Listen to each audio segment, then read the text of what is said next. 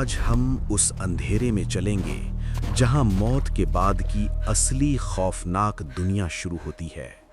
मुर्दा घर, पोस्टमार्टम का चीर-फाड़ और पानी में सड़ती हुई लाशें। जब इंसान मर जाता है तो उसके घरवाले उसे शमशान के हवाले कर देते हैं। लेकिन सोचिए, अगर उस शमशान का मालिक लाशों को जलाने के बजाय सालों तक उन्हें अपने मुर्दा घर, पीछे के जंगल और तालाब में फेंक कर सड़ाता रहे। ये कोई फिल्म नहीं, अमेरिका नोबल जॉर्जिया 2002 की दुनिया की सबसे वीभत्स और घिनौनी सच्ची घटना है। इस शमशान घाट का नाम था ट्राई स्टेट क्रीमेटरी। इसका मालिक था रे ब्रेंट मार्श। इस कहानी को उसी पुलिस अफसर की जुबानी सुनते हैं जिसने उस मुर्दा घर के पीछे के तालाब और जंगल में कदम रखा था। True horror stories Hindi. मेरा नाम शेरिफ स्टीव विल्सन है। 15 फरवरी की वो मनहूस सुबह थी। मुझे एक गुमनाम कॉल आया कि रे ब्रंट मार्श के शमशान घाट के पीछे वाले जंगल में कुछ अजीब हो रहा है। वहाँ एक कुत्ता अपने मुंह में एक इंसानी हड्डी दबाए हुए घूम रहा था। मैं अपनी टीम के साथ उस मुर्दा घर के पीछे वाले जंगल में गया। वहाँ बहुत सन्नाटा था। सर्दियों की वजह से पेड़ सूखे हुए थे। हम जैसे जैसे जंगल के अंदर जा रहे थे, पैरों के नीचे सूखे पत्तों की आवाज़ आ रही थी। तभी मेरी नज़र ज़मीन पर पड़ी। वहाँ मिट्टी में एक इंसानी खोपड़ी आधी दबी हुई थी। मैंने टॉर्च मारी तो देखा कि वहाँ एक दो नहीं बल्कि कई लाशें पेड़ों के बीच ऐसे ही फेंकी हुई थीं। कुछ लाशें तो आधी सड़ चुकी थीं और उनमें कीड़े पड़े थे। जंगल के ठीक बगल में एक बहुत बड़ा गंदे पानी का तालाब था।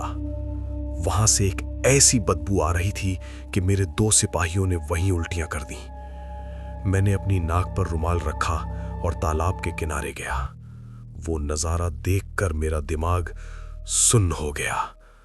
उस तालाब के पानी में कई लाशें ऊपर तैर रही थीं। वो बिल्कुल कच्ची लाशें थीं। कई लाशों ने तो अभी भी अस्पताल वाले वो नीले गाउन पहने हुए थे और उनके पैरों के अंगूठे पर मुर्दा घर वाला टैग बंधा हुआ था। रे ब्रेंट मार्श उन लाशों को मशीन में जलाने के बजाय सीधा इस तालाब और जंगल में फेंक देता था। हम तुरंत उस मुर्दा घर के अंदर घुसे। वहां अंदर की हालत देखकर मेरी रूह कांप गई। जो मशीन लाशों को जलाती है वो सालों से खराब पड़ी थी। उस पर जंग लग चुका था। मुर्दा घर के कमरों में, फर्श पर और यहां तक कि लकड़ी के पुराने ताबूतों के अंदर लाशें ठूस ठूस कर भरी हुई थीं। एक के ऊपर एक लाश ऐसे रखी थी जैसे कोई लकड़ियां जमा करता है। कुछ लाशों की छाती पर वाय आकार का बहुत बड़ा चीरा लगा हुआ था। वो पोस्टमार्टम की हुई लाशें थीं जिनके अंदर से अंग निकाले गए थे और उन्हें वैसे ही सड़ने के लिए फर्श पर फेंक दिया गया था। उस कमरे की जमीन पर इंसानी खून और सड़ा हुआ पानी बह रहा था। मुझे समझ नहीं आ रहा था कि कोई इंसान इतना बड़ा कसाई कैसे हो सकता है। सालों से आसपास के लोग अपने घर वालों की लाशें इसे जलाने के लिए देते थे। रे ब्रेंट मार्श उनसे पूरे पैसे लेता था, लेकिन वो लाश को जलाता नहीं था। वो लाश को तालाब या मुर्दा घर के पीछे फेंक देता और घर वालों को कलश में सीमेंट का पाउडर और लकड़ी की राख भर कर दे देता था।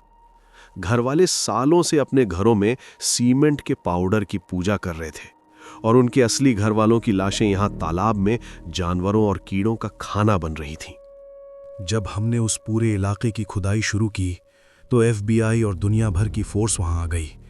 जमीन के नीचे से, तालाब के अंदर से और पुराने तहखानों से कुल 334 लाशें निकलीं। अमेरिका के इतिहास में कभी इतनी लाशें एक साथ किसी मुर्दा घर से नहीं निकली थीं। जब रे ब्रेंट मार्श को हथकड़ियां लगी तो उसने कोई जवाब नहीं दिया कि उसने ऐसा क्यों किया। उसका दिमाग पूरी तरह से एक सड़े हुए दलदल में बदल चुका था। कोर्ट ने उसे 12 साल की सजा दी और उस पूरे मुर्दा घर और तालाब को हमेशा के लिए मिट्टी से पाट दिया गया।